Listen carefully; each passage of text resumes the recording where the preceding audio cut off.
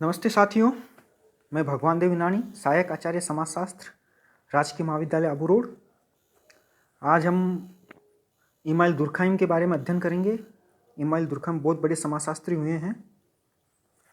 Foundation of sociological thought के अंतर्गत आज हम जो समाजशास्त्र के मसीहा हैं, एक तरह से समाजशास्त्र के क्षेत्र में जिन्होंने सबसे ज़्यादा काम किया है, उनके बारे में अध्ययन करेंगे। उनकी अवधारणा सामाजिक तथ्य के बारे में।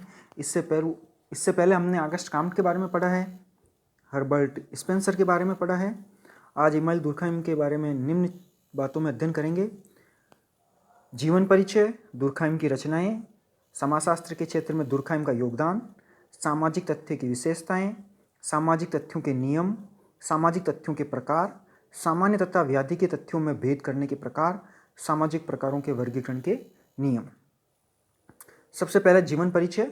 इमानुएल दुर्खाइम का जन्म 15 अप्रैल 1858 को एपिनल के लोरा प्रांत में हुआ था, जो फ्रांस में है।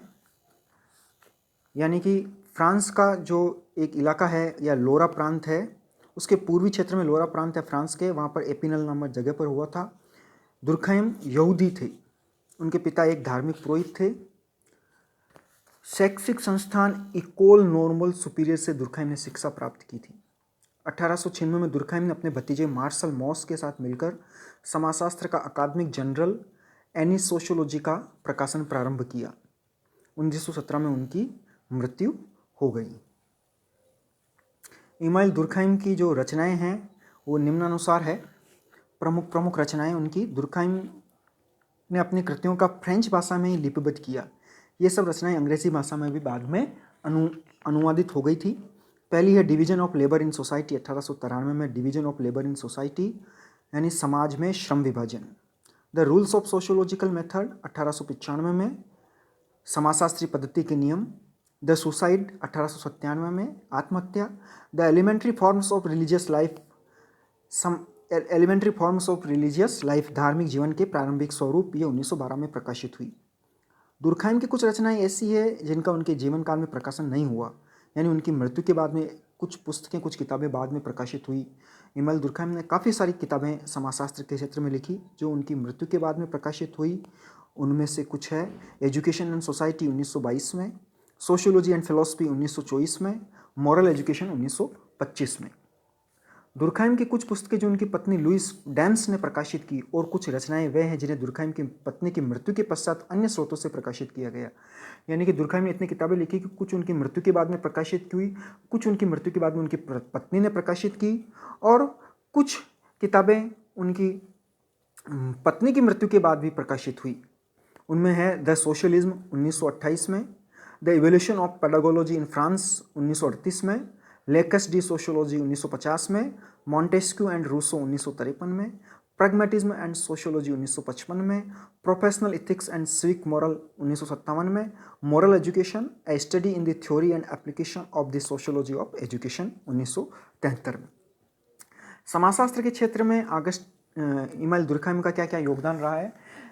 इमानुएल दुर्खाइम समाजशास्त्र के क्षेत्र में एक बहुत बड़ा नाम है, मसीहा हैं समाजशास्त्र के क्षेत्र में, और सबसे ज़्यादा अवधारणाएं, सबसे ज़्यादा सिद्धांत इमानुएल दुर्खाइम द्वारा दिए गए हैं। इमानुएल दुर्खाइम का योगदान को हम निम्न रूप में देखेंगे। पद्धति शास्त्र, समाज में श्रम विभाजन का सिद्धांत, सामाजिक विकास का सिद्धांत, आत्महत्या का सिद्धांत, धर्म का सिद्धांत, ज्ञान का समाजशास्त्र, मूल्यों का सिद्धांत, नैतिकता का सिद्धांत, सामूहिक चेतना की अवधारणा, सामूहिक प्रतिनिधान की अवधारणा, सामाजिक तथ्य की अवधारणा, सामाजिक एकता की अवधारणा, आदर्शहीनता की अवधारणा, अपराध, दंड एवं कानून की अवधारणा, प्रकार्यवाद की अवधारणा। दुर्खाइम की पुस्तक the rules of sociological method यानी कि समाजशास्त्रीय पद्धति के नियम 1895 में प्रकाशित हुई थी। समाजशास्त्रीय पद्धति के नियम पुस्तक में कुल 7 अध्याय हैं, 7 पार्ट हैं एक तरह से। प्रथम अध्याय में या प्रथम पाठ में दुर्खाइम ने समाजशास्त्र की विषय सामग्री के रूप में सामाजिक तथ्य की परिभाषा और उसके लक्षणों की व्याख्या की है, और इस अध्याय में हम इस सामाजिक तथ्य के बारे में ही गहराई से, डीपली, विस्तार से अध्ययन करेंगे। सामाजिक तथ्य का क्या अभिप्राय है। दुर्खाइम ने समाजशास्त्र की विषय वस्तु के रूप में सामाजिक तथ्यों की विवेचना की है।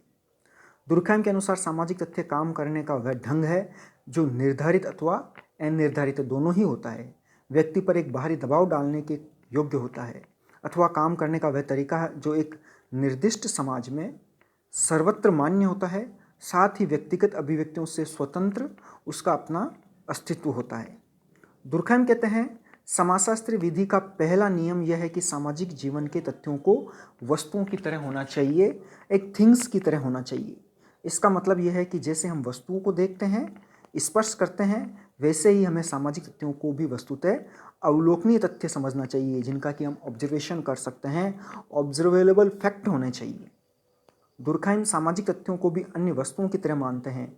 उदाहरण के लिए रसायन शास्त्र के अनुसार लाल रंग कुछ निश्चित रसायनों के योग से बना है।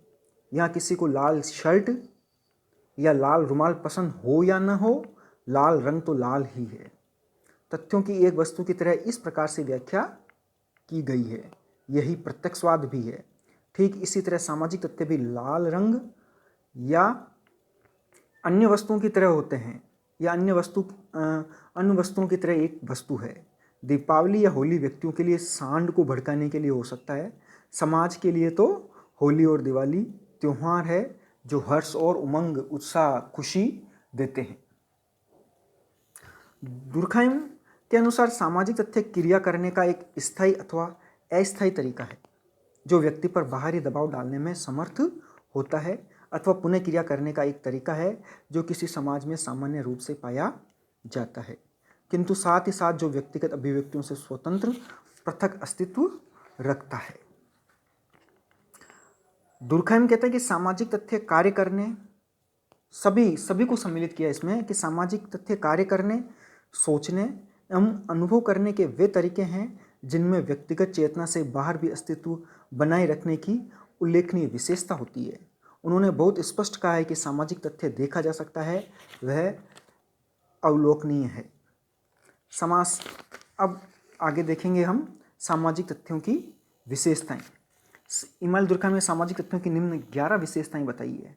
पहली बाह्यता, दूसरी बाध्यता, तीसरा सामाजिक तथ्य अधिवैयक्तिक है, चौथा सामाजिक धारा, पांचवा विश्वासों, अभिवृत्तियों और समूह का व्यवहार, छठा सामाजिक तथ्यों में सामाजिकता है, सातवां सार्वभौमिकता, आठवां पीढ़ी दर पीढ़ी हस्तांतरित किया जाता है, नौवां सामाजिक तथ्य काम करने, सोचने या अनुभव करने के तरीके हैं, 10वां सामाजिक उत्पत्ति और 11वां सामाजिक तथ्य सीखे जाते हैं। अब हम बारी बारी से इनका विस्तार से थोड़ा गहराई से अध्ययन करेंगे कि सामाजिक तथ्यों की क्या विशेषताएं हैं। इमानुएल दुर्कheim के अनुसार पहला है बाह्यता यानी एक्सटर्नलिटी। जैसा कि इसके नाम से ही पता चलता है कि सामाजिक तथ्य बाह्य होते हैं, सामाजिक तथ्य व्यक्ति की चेतना से बाहर होते हैं, अर्थात बाह्यता का अर्थ हुआ व्यक्तिगत चेतना से बाहर, किसी व्यक्ति की व्यक्तिगत चेतना से बाहर। सामूहिक चेतना व्यक्ति को अधिक प्रभावित करती है और परिणाम स्वरूप सामूहिक चेतना व्यक्तिगत चेतना बन जाती है, अर्थात सामाजिक तथ्यों में बाह्यता का गुण पाया जाता है। दूसरा है सामाजिक तथ्यों में बाध्यता होती है, यानी कॉन्स्टेंट होते हैं। सामाजिक तथ्य बाह्य होते हैं और साथ में बाध्य भी होते हैं। जब सामाजिक तथ्य हर तरह से व्यक्ति के लिए बाहरी होते हैं तो इनका व्यक्ति के व्यवहार पर पर्याप्त दबाव भी पड़ता है, अर्थात वो इसको मानने के लिए, पालन करने के लिए बाध्य होते हैं। सामाजिक तथ्यों की ये बाध्यता व्यक्ति के व्यवहार को समाज के मानक और मूल्यों के अनुरूप बनाने के लिए अभिप्रेरित करती है। व्यक्ति एक माध्यम है, उसे समाज द्वारा निर्धारित दशा और दिशा को स्वीकार करना है, यानी कि समाज की जो दशा और दिशा है उसको स्वीकार करना है। इसी कारण दुर्कheim के अनुसार सामाजिक तथ्य कार्य करने का एक तरीका है जो व्यक्ति पर बाहर से दबाव डालने की क्षमता रखता है, यानी सामाजिक तथ्य के द्वारा व्यक्ति पर बाह्य दबाव डाला जा सकता है और उसको वैसा कार्य करने के लिए विवश किया जा सकता है। दुर्कheim जब सामाजिक पद्धति के नियमों में बाध्यता का विश्लेषण करते हैं तो वे कहते हैं कि ये आवश्यक नहीं है कि दबाव प्रत्यक्ष है, वह अप्रत्यक्ष प्रभाव भी पड़ता है। वे लिखते हैं कि सामाजिक तथ्य बाह्य दबाव की शक्ति से पहचाना जाता है। तीसरा है सामाजिक तथ्य अधिवैयक्तिक है, सुपर इंडिविजुअल है, यानी कि सामाजिक तथ्य वे समाज के प्रभुत्व के पक्ष में तर्क देते हैं। दुर्कheim समाज के प्रभुत्व के पक्ष में तर्क देते हैं। दुर्कheim मनुष्य की तुलना में समाज को अधिक महत्व देते हैं। दुर्कheim के अनुसार व्यक्ति की चेतना तो होती है, लेकिन सामाजिक तथ्यों के अधिक दबाव के कारण व्यक्तिगत चेतना, व्यक्ति विशेष की चेतना गौण हो जाती है, छोटी हो जाती है। यानी कि समाज की या सामूहिक चेतना के सामने व्यक्ति की व्यक्तिगत चेतना कम हो जाती है, गौण हो जाती है। अधिवैयक्तिक से दुर्खम का तात्पर्य है कि व्यक्ति से परे या व्यक्ति के ऊपर है, यानी एक व्यक्ति के बस की बात नहीं है। सामाजिक तथ्य व्यक्ति के व्यक्तित्व को परिवर्तित कर देते हैं। वे उसे उन नियमों का पालन करने के लिए प्रेरित करते हैं, दबाव डालते हैं जिस परिवेश में वह रह रहा होता है। उदाहरण स्वरूप समाज में जितने भी सामाजिक संगठन हैं उन सबके काम करने की एक निश्चित पद्धति होती है, निश्चित नियम होते हैं, उपनियम होते हैं और कभी कभी कुछ परंपराएं भी उनमें होती है। ये सामाजिक संगठन धर्म, विधि, वित्तीय क्षेत्रों में पाए जाते हैं क्योंकि हर एक धर्म की पूजा और उपासना की एक निश्चित तिथि होती है, निश्चित विधि होती है। ये सब सामाजिक तथ्य हैं जो व्यक्ति के व्यवहार को नियंत्रित करते हैं। सामाजिक तथ्य संपूर्ण समाज के आचरण के तरीके होते हैं, व्यक्ति की क्षमता एवं शक्ति से परे एवं सामाजिक होते हैं। चौथा, सामाजिक धारा। दुर्खैम के अनुसार ऐसे सामाजिक तथ्य जो सामाजिक संगठनों की तरह स्पष्ट नहीं होते लेकिन उनका अन्य सामाजिक तथ्यों की तरह ही व्यक्ति के ऊपर वर्चस्व होता है, उसे सामाजिक धारा कहते हैं। पांचवा है सामाजिक तथ्य विश्वासों, अभिवृत्तियों और समूह के व्यवहारों का सामूहिक पहलू है। यानी कि सामाजिक तथ्य क्या है? विश्वास है, अभिवृत्ति है और समूह के व्यवहारों का सामूहिक प्रतिनिधित्व है। वो उस समूह के सामूहिक प्रतिनिधित्व करते हैं, उस समूह के व्यवहार का पहलू है। छठा है सामाजिक तथ्यों में सामाजिकता है, सोशलिटी है। यानी जो सामाजिक तथ्य है उनमें सामाजिकता होती है। किसी भी समाज में सामाजिक तथ्य व्यक्ति विशेष के नहीं होते अपितु संपूर्ण समाज के होते हैं। किसी एक व्यक्ति का अलग से कोई सामाजिक तथ्य नहीं होता है। इनमें साथ ही ऐतिहासिकता भी पाई जाती है। ये पीढ़ी दर पीढ़ी हस्तांतरित होते हैं, अर्थात सामाजिक तथ्य समाज की किसी न किसी आवश्यकता की पूर्ति भी करते हैं, तभी वो समाज में रह पाते हैं। यदि कोई चीज़ किसी आवश्यकता की पूर्ति नहीं करती हो तो समाज में उसका स्थान गौण हो जाएगा, नगण्य हो जाएगा, समाज में वो टिक नहीं पाएगा या एक पीढ़ी से दूसरी पीढ़ी को जा नहीं पाएगा। इसी कारण हम सामाजिक तथ्यों में सामाजिकता देखते हैं। सातवां है सामाजिक तथ्यों में सार्वभौमिकता होती है। सामाजिक तथ्य सभी समाजों में पाए जाते हैं। प्रत्येक पीढ़ी कतिपय नवीन सामाजिक तथ्यों का सृजन करती है और आने वाली पीढ़ियों के लिए सामाजिक तथ्यों के प्रति ऊपर अपन हम जो देखें इसकी विशेषताएं बाह्यता और बाध्यता दोनों को ही बढ़ाती है। सामाजिक तथ्यों को पीढ़ी दर पीढ़ी हस्तांतरित किया जाता है। आठवां विशेषता है सामाजिक तथ्यों की कि सामाजिक तथ्यों की ऐतिहासिकता, निरंतरता और उनमें होने वाले बदलाव समाजीकरण द्वारा एक पीढ़ी से दूसरी पीढ़ी को हस्तांतरित किए जाते हैं ताकि इसी कारण इनका अस्तित्व बना रहता है। नौवां है सामाजिक तथ्य काम करने, सोचने या अनुभव करने के तरीके हैं। इमानुएल दुर्खैम ने इसको परिभाषा के रूप में भी इन शब्दों को काम में लिया है कि सामाजिक तथ्य काम करने, सोचने या अनुभव करने के तरीके हैं। दुर्खैम की परिभाषा में ये बात कही गई है कि सामाजिक तथ्य समाज में काम करने, सोचने और अनुभव करने के तरीके हैं। हमारा व्यवहार एवं सोच विचार समाज की देन है। जो कुछ भी हमारे व्यवहार विचार है वो किसकी देन? इमानुएल दुर्खैम ने समाज की देन कहा है। समाज ही इनकी उत्पत्ति का स्रोत है। हम समाजीकरण की प्रक्रिया द्वारा समाज में विभिन्न प्रकार का व्यवहार सीखते हैं। समाज के नियम, प्रथाएं, परंपराएं आदि सभी आचरण को नियमित एवं नियंत्रित करते हैं। इसलिए ये सभी सामाजिक तथ्य कहलाते हैं। व्यक्ति के संपूर्ण जीवन पर सामाजिक तथ्यों का प्रभाव पाया जाता है। सामाजिक उत्पत्ति।